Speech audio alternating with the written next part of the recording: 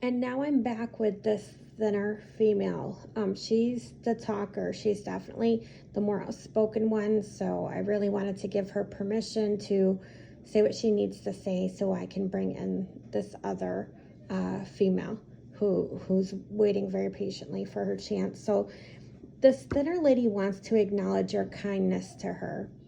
She is talking about her not always fitting in or feeling as though she fit in, that people kind of made her like the black sheep or separate from or outside of.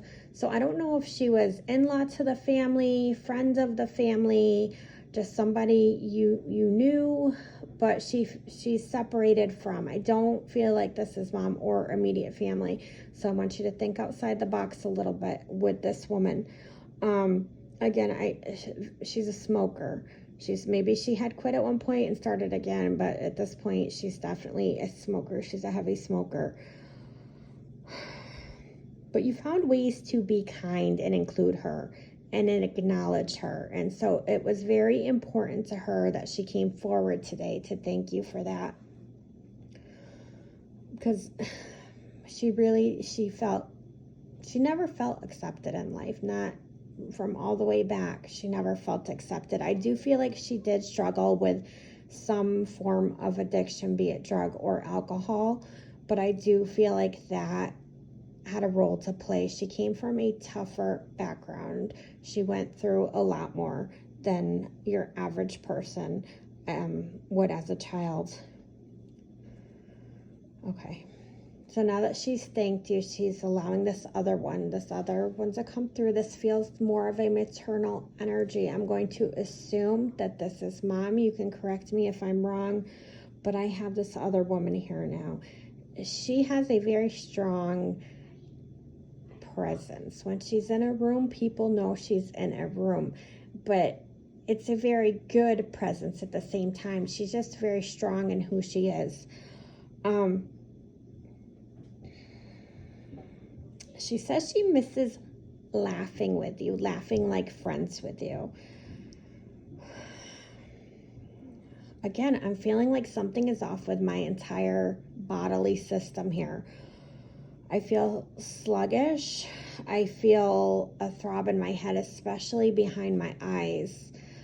This is almost like, you know that feeling when you've had a really, really high fever and the world just kind of feels surreal and you just have that pain in the front of your head? That's what I'm feeling with mom.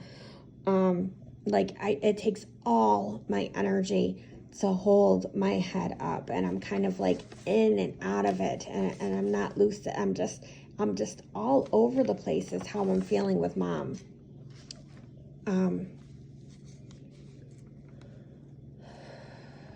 It's almost like it hurts to swallow. It hurts to breathe. Like everything is just, I feel woozy. She's a hand holder because she's taken my hand and she's wrapped her hands into my hands. And she's showing me holding your hand. And again, she's back with this little boy showing me holding his hand. So I feel like when mom gets really happy and excited, it's almost like she goes into like this praise, like this, like she stomps her feet and, shaking her head like praise, giving praise. She's, like I said, she's got a very strong presence. I'm being shown,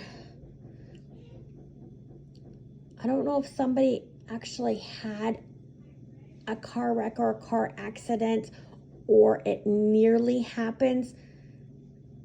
This wouldn't have been that long ago because I'm seeing a shattered windshield, and that doesn't necessarily mean that the accident happened, but it's bringing me to this, and she's making me feel like this praising that she shows. Thank God that they walked away, that they were able to walk away from this happening. It could have been bad. It could have been so bad. And she's this feeling of being grateful that it didn't happen or it wasn't worse. You are asleep on the couch. I see you want to sleep on the couch with like a blanket. And I feel like you have sensed her in that in between a week and sleep state while you were on the couch. She was by you. She comes and I feel like she touches the top of your head. You'll feel your hair kind of move a little bit, and that's her. I feel like another time you were in the bathroom, probably in the shower, and you thought you heard something, and she didn't mean to scare you. Again, that was her.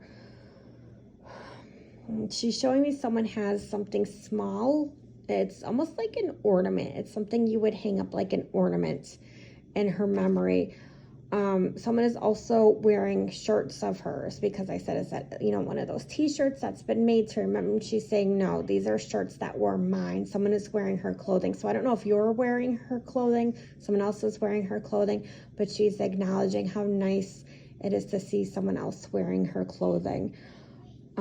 Because she did take pride in her appearance. She was neat in her clothing. Like, I feel like she took a lot of time to make sure her laundry was laundered properly. She was neat in that way. A teddy bear. You felt more like a friend to her. You felt more like a friend to her. At times it was tough for her to mother you, because she felt that deep friendship with you. I don't know if you two were incredibly close in age and she'd had you quite young, or it's just that you are so similar in personality, but I'm being told that there is this really unique, strong similarity. And she always saw herself in you, and I think you saw and see yourself in her in those same ways. But she says, but when I see you, you still look like that little girl I took to school. Mom said, you stress yourself out way too much. And it's funny because she's reaffirming what came up in the reading. She's saying you need to let God handle some things. She's acknowledging children for you. I don't know if you have children or not. Again, I'm being shown this boy, and she's telling me two. She's telling me 2 children. So I don't know if these 2 children are already here or these children are yet to be born, but she is telling me about these children. She's saying that you won't ever have to worry, because she's going to look after the babies. Okay, she's going to look after your babies. But yeah, again, I see 2. So there may be one here and one who's not here yet, or there's this big age gap between the 2. You'll have to let me know. But she's saying you need to give yourself so much more credit than you do, and stop being so ridiculously hard on yourself. You even worry if she's okay, and she's telling you, you could not have changed a damn thing. It is what it is. I'm in a good place. You have been through enough education and enough school, and I have taught you enough about faith that you need to just stop and you need to trust in it. This place that I'm in, it is so beautiful, it is so amazing, and it is so perfect. There are so many people here that I know. I could never be lonely or upset like you think that I am. Yes, I miss you, but I am with you and I see it all. She's worried about the fact that you think that you need to be perfect and be perfect for her. She wants you to know that you're already perfect for her, okay? Don't keep burning yourself out trying to prove your worthiness. Take that little bit of money that you've been hiding and saving away, she's saying, and go out to eat. She says, let's go out and have a lunch date. So she's inviting you from the other side to go to lunch with her. I don't know if you two had a special place that you like to go. She's also mentioning grocery shopping together. So I don't know if that's something you did together a lot, or if, do you live in her house? I'm curious to know if you were living in her house or she was living with you at the time, because she's talking about your reaction to going through her personal things.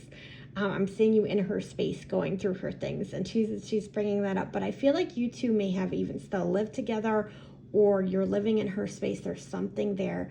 But your mom loves you. Your mom's not gone. Your mom's very much there. I know that days can be really super hard. I've lost both my parents too. I cry for my mother every day. I know that even being able to do this, just the absence of not having a mother there on a daily basis, especially one that you have been such good friends with, is one of the most painful walks in life. But your mama is so proud of you. Your mama is so proud of you. And you really need to be very proud of yourself because you have gone through it and you have survived it. Anyway, I hope you enjoyed your reading. I look forward to getting your feedback.